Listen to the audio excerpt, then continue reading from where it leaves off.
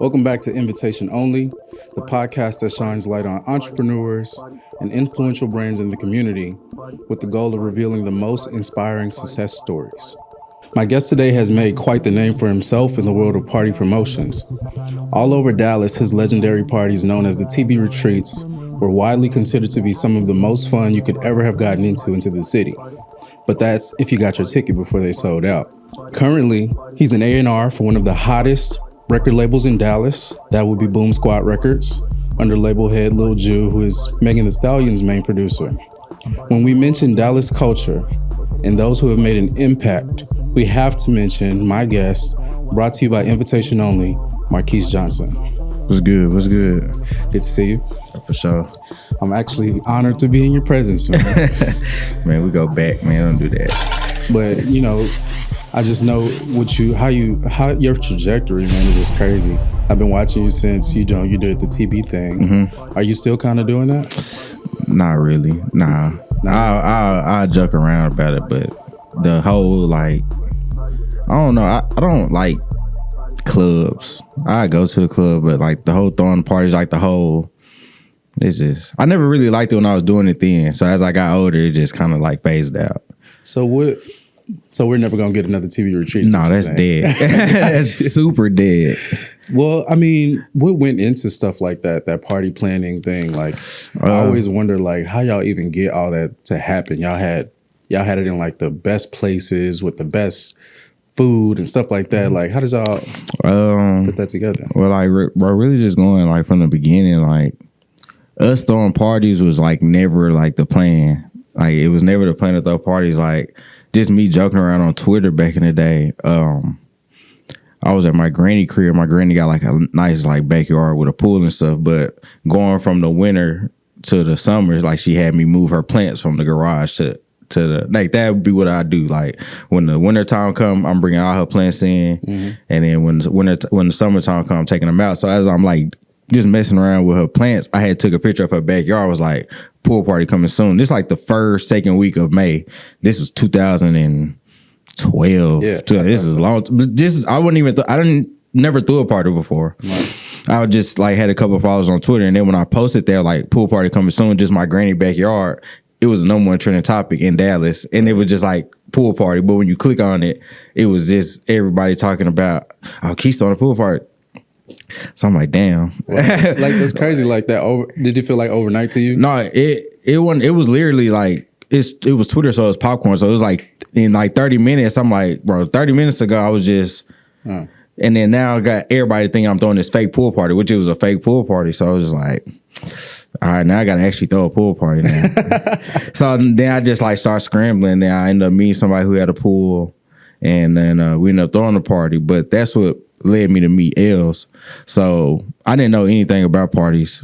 So I just thought. Who did know about the parties? Nobody. Y'all nothing. Just did it. Yeah, nobody knew nothing. I'm saying, it's just the same friends I got now. You know, our small little circle was just us. So yeah, we didn't have no name or nothing. And so, well, then where did the TB come from? Because I know you remember on Twitter, it used to be a whole topic what does the TB mean? But the TB was like I said, the same little group of friends I got from high school. It's just TB, the bros. It's oh, okay. This is it. We had got our name from one of my homegirls. It was just because we were just always together. We didn't really have. People had friends at school, but I'm not hanging with nobody else outside of school. If I'm outside of school, I'm hanging with my partners. Right. Ju, Josh, Joe. We was clicked up super tight, so that we just started calling us the bros, and then we just took it. We just took it and ran with it. So it doesn't mean the Bubbas? I've heard it meant the Bubbas. I've heard it meant... Oh, the Bubbas was something, but that's something else. That was like a little car thing. Well, my other partner, Quis, and some of our other... Quis said, yeah, they was doing that because they was calling... Keith Bubba, Bubba Gump, because he's from New Orleans. So it was just it was just a play on words. I always thought TB and the Bubbas was the same. Nah, it's just that's two different groups of people. Okay. Yeah. Clear me up. Okay, gotcha. You good. TB is literally Boom Squad now. We just renamed it Boom Squad. Yeah, and I'm gonna get to that too. Yeah. And so, but during your peak though of that party planning and party promotion stuff, you had you had people coming from all over the place. What did you figure out marketing wise about like how to get people to keep showing up? You did TB1, TB Retreat 1, and then more before that. So how you kept getting people to show up? I don't know, bro, because I never passed out flyers. Right. It was all digital, right? It was just all Twitter. Yeah. And then I think what it was, bro, like when we started throwing parties around that time, it was like the weekly party things was still a thing. Like every Friday, every Monday we're gonna hear it, Tuesday we're gonna hear it. So it was like what we kind of did. I feel like we broke the mold. Like we not giving you our party every Friday. You gonna have to wait. You gonna get this party in May. Then you gonna have to wait. You gonna get another one in August. So we was like building suspense, but we just kind of like learned as we go. Like I said, bro, we didn't know anything. But I feel like Els always was DJ, so he was a good like addition to everything. Because without Els, it would have never went anywhere.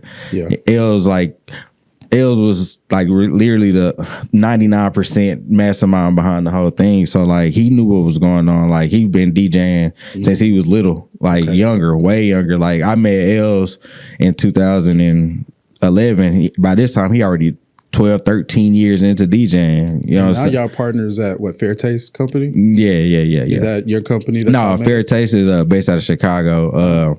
It's my partner Cam. So he's actually Lil Ju's manager too. So it's the management label that Ju is signed to. Okay. So I work for them too. I do A&R work for them too, but I do managerial work for Boom Squad. So it's kind of two totally different things. So like with Boom Squad, I'm just making sure like everything good. Like, okay, you know, like making sure everything level-headed, facilitated. But like with Fair Taste, I actually do music work. Like I have a songwriter. I get beats.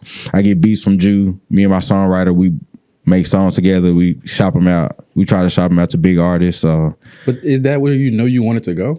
Nah, it just like how you just land, bro. Everything I've done, bro, is just bro. Like when I tell you, bro, like if I had my choice, bro, I would have been Stuart Scott. You know what I'm saying? I would have been ESPN, bro. I know.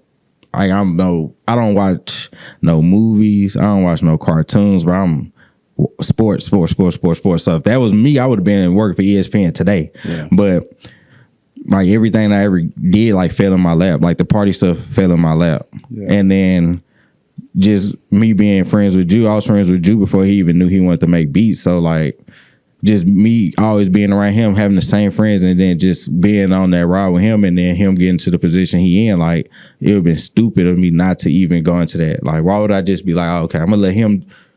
No. So I kind of like that. Kind of like fell in my lap too. Like, if I'm gonna be around this every day, I might as well try to put a little foot in. Right. That's all I got right now. Like, just put a little foot in and just try to get in the dough for real. So it came, basically your opportunity came about from just having those relationships with those different people. Yeah, just not being a bad guy, I guess. Like I ain't never been no slum. Some people will probably say it, but I ain't never been like a bad guy to like Ju could have got, anybody could have got to the position they got, but like, man, I don't even want him around. But like the people I've been with since 9th, 10th grade, like I'm still like to this day, like making money with them too. Trying to. So yeah. Yeah. So I was gonna ask, it's a lot of people from your early days of party promoting that you still work with. Is it ever like, how is it working with friends entrepreneurially? Like, can y'all stay on task? Can y'all still get the work done and all that stuff? Oh, yeah, even though sure. y'all so good at friends? Yeah, I think that's what make it easier. Like, cause anybody can, I can say anything to any one of my friends, and they can say anything to me, and I know that they not saying it just to be talking out, excuse me, the side of their neck. You know what I'm saying? Like anything anybody say to me, I already know. Like they, you know what I'm saying? Like they coming from a good place. And same thing with my friends. I'll never say anything to them what not coming from a good place. So we always know, like, we can always bounce ideas off each other. Whoever working together, like we can make it work. You know what I'm saying? So who are some of the members of Boom Squad currently? So you got, Lil Ju. What are their roles, if you could tell? No, yeah, you got Lil Ju, you know what I'm saying? He's CEO of it. And then you got producer, we got Franchise, we got C-Lot, we got One Hun, we got Pro out of Houston. And then, we got C-Lot. C-Lot's our producer and engineer. All the other ones produce. And then we got one artist. We got Juan Money. So, Juan doing this thing. He got his songs going around the city, too. So, yeah. Yeah, it's. I mean, and Juan was part of the Plug Brothers before Yeah, that. So it's yeah. like, So Juan been going crazy too. Like he had the biggest song in the city at one point in time. Like undeniable. Like that Too Easy was crazy. yeah. But when you think about it though, do you see how you connected to all these different lanes? Like in certain ways, like you had always been there at the beginning, and now things have branched off. It's like you're at the heart of Dallas culture almost. Do you ever feel like that? I might say it like just in the room with like my partners, but like I probably never boast about it. But like I would be thinking, I'm like, bro, we actually like did some crazy stuff. Like when you look at the Boom Squad chain, what thoughts come through your mind? Oh, bro, I was like, bro, because it was a point of time, bro, like, I don't know, like with the music, like I said, Jules started making beats in 08, 09, and we got them Boom Squad chains in 2020. So that's a 12-year span of somebody starting their craft and then every day for 12 years, like working towards the goal. And then when that happened, bro, I went in my room, closed the door, and just like, bro, we got chains. And like, I ain't even know rap. I don't know how to make no beat. I don't know how to rap. Wow. I got real diamonds on my neck off of somebody else grinding and then just me being there, like doing what I can do to help them out through the way. Like that's just, it's a good feeling though, like for sure. Like, and you still enjoy what you're doing? Oh yeah, every day. Like I talk music every day. Like my phone is actually blowing up in my pocket right now because I had sent some music. But like that'd be the thing too. Like especially like with Fair Taste, I'd be like on Instagram and Twitter all day, TikTok all day, trying to find if I can find a rapper or somebody today before somebody else can find them, and I can get some of Jew beats or franchise beat to them. Like I just be trying to get a day early on these artists because that's how it is with social media now. Like you got to be on it, especially if you're gonna make these songs with them. Like somebody can drop a song Monday, they too big. Come Wednesday, you should have got at them Tuesday. So it's just like you got to be on it. So that's why I be trying to be on it. Can you tell us a little bit about your role as an A&R? What does that look like? What's your daily functions? So like really like when it comes to like studio sessions or just bouncing ideas, like I said, I don't know how to rap. I don't know how to make beats, but I have an ear for music. Like I can stand over Jew and be like, that need to go here, that need to go there. But I can't do it myself. Mm-hmm. I can tell a songwriter, you might need to say this. This might need to, I can't sing. You know what I'm saying? I might tell a rapper, you might need, but that's really what it be, just me bouncing my ideas. And like, I hear these beats that you making and why he making them. I'm like, bro, such and such we need to get this such right now. And like, that's not a far-fetched thing. Like, oh, we need to get these beats to such and such. Right. We can literally get them to them right now. Yeah. So like, I reach out to Fair Taste and be like, we got this beat and I got this artist. Like, what you trying to do with it? Yeah. I get my artist, we'll make a song, boom, boom, boom. It's on some executive producing type thing. Yeah, I don't know how to make no beats. I don't know how to sing. I don't know how to rap. I don't know how to do nothing. But I know how a good song sound. Right. You know what I'm saying? I know how, you know what I'm saying? But that's just really all it is for me. And they trust you to do that job well. I mean, I didn't been right on too many artists. Like I'll be 2-3 months. Like I was 2 months early on Boss Man D-Lo. I was like 3 months early on Boston Richie. I'm like, bro, we need to. I didn't heard this rapper, bro. We need to. And then time will go by, we won't do it. And then what's some things that catch your eye about rappers and artists? Do you just mainly look for rappers? No, I feel like the singing is more of like a look. Like I feel like it's a million people in the world that can sing, but it's just like the cutest girl will go. Whatever guy the girls think look the best, they gonna go. Like okay. So like the R&B, like I that's super cool to me, but it's like harder for me. You know what I'm saying? Like with rappers, I'm not on that with the rappers. So like I'm just listening strictly for music, but it's really more for what the kids like. Yeah.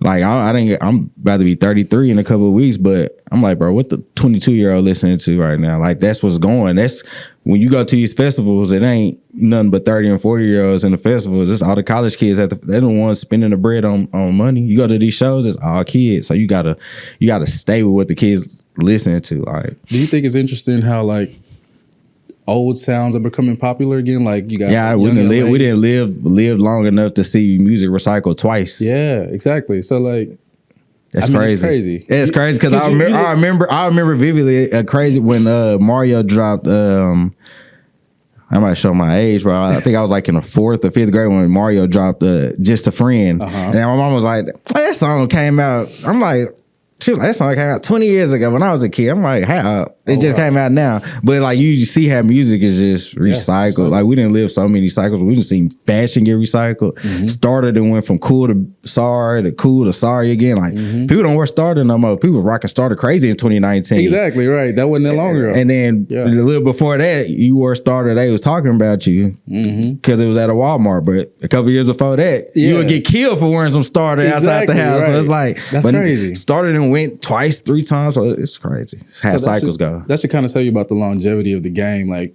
when you think of that, what do you try to do to make everything last as far as like what y'all doing? You just got to just take it a day at a time because music not on no schedule. Yeah. So especially nowadays, it's just drop after drop after drop. And then if you drop, you could drop tomorrow, and if you ain't got 2, 3, 4 hot songs by next week, you ain't getting no streams on your mixtape because somebody else done drop. Okay. So you just gotta take it a day. You just gotta go. You just gotta stay with the same. You just gotta keep listening. You know what I'm saying? You gotta just make sure you put in there work in that studio. Like you just gotta, like I said, I be on the socials every day. I'm on TikTok every day trying to figure out what like, you know what I'm saying? The catchy sounds, like, you know what I'm saying, and see like what artists out there who I need to be listening to. Just be trying to broaden the horizon because you gotta. It's a new rapper every 30,000 new rappers every day. Right, that's a fact. Yeah, like it's a new. I hear about a new rapper literally every single day that I did not know about yesterday. So, do you think it's oversaturated? The music in general? No such thing. No, I think it's an audience and a fan for everybody. So I feel like it could be 30,000 new rappers again tomorrow. Who you listen to not gonna change. And so that brings me to this point. In Dallas, there's said that it's a very competitive thing when it comes to artists. It's like nobody can support another artist. They have to be the artist. What do you think about that quote unquote perspective on Dallas culture? And I always talk about this, bro. I never leaned into the whole support thing because I ain't never had to like, hey, bro, people ain't coming to, like, I ain't never been in that situation. I'm sorry. Like from the day I started, it's just been, it ain't never been no middle of the mall type stuff with my situation. None of my situations, like starting with you, like, well, for the couple of years that Boom Squad was going, but once I like said, okay, I'm working in music, I'm working with a Grammy producer, you know what I'm saying? Once I start throwing parties, I'm throwing the biggest part. So I ain't never had an issue like with the whole support thing, but is it a personal problem? No, I just think people gonna support what they like. Like I'm not finna force nobody to support me, like, but people be on there, like people will drop and it ain't going. They be like, bro, the city not, bro, you gotta give them, like, bro, I'm pretty sure Montana is in there. They ain't not over there crying about support from the city. Why? Because exactly you got to drop what the city want to hear. You know what I'm saying? When Yellow Beezy dropped, he wasn't crying about support. Yeah, I'm pretty sure when Yellow Beezy stopped selling and doing all that, then he probably like, man, the city this, the city that, but the city gonna rock with what they rock with. You know what I'm saying? And speaking of Yellow Beezy, of course, he got some things going on right now, legal wise. Yeah. My question on that. Do you think that rappers should have security? Do you feel like that would impact their credibility as an artist, or should they at some level start to have some type of security? I don't know. It's just so crazy, bro, because it's like being a rapper so dangerous. Bro, people just want to just do whatever to you for the paper. Like, and most of the time, bro, they don't even got it. You know what I'm saying? Like, being a rapper is a character. Right. You know what I'm saying? Like, if I got these 2-3 chains and, you know what I'm saying, I can put on my costume when I go out, I might not even got the bread on me, but I got these songs and I got these chains. I bought these chains months ago. You know what I'm saying? I'm good with, I ain't got to worry about spending that bread again. So it's kind of crazy because I know for sure, like, they don't be having it, but people be thinking they got it and they be wanting to take it from them. So that's just a crazy situation, bro. Like, yeah, I wish artists could just be artists, and it's like you got people going to jail over what they write, like Young Thug, you know, just over lyrics. Of course, those lyrics are a little similar to some things he's said to be doing, but it's just like, where's the line drawn as far as an artist's freedom? You know what I mean? But that's only in rap music though, because you can. But I guess I don't know. I don't know what's going on in other genres, but I don't know if punk rockers is killing each other. But I know for them rappers though, like they taking away that expression of their freedom of expression and giving their ass some years. Like Tay-K, like Tay-K literally got the most jail time on his whole case and did the least amount. Why? Because he rapped about it. He's the face about it. Yeah, he dissed the DA basically. Right. Like, oh yeah, we give him 50. Yeah, everybody else got 20, but just because you rapped, you 30 extra. You know what I'm saying? But it's crazy though. Yeah, almost got to have security. I would kind of say like security at some point. Yeah, if you can afford it, please get it. Yeah, please get it, man. It's like now shit's just so crazy, bro. I just like stay in the crib, but just like if you outside like that and somebody gets something, you always in that light and somebody gonna do, God forbid, bro, and he's gonna do what they want to do. If somebody want to take something, they gonna take it. So you just stay prepared, basically. Is that what it is? Crazy. Well, I know you have a favorite rapper, Young Scooter. I know that's one of your favorites. Yeah, one of not the, but one of one of your longtime favorites. And he was allegedly set up by a woman who made a false 911 call.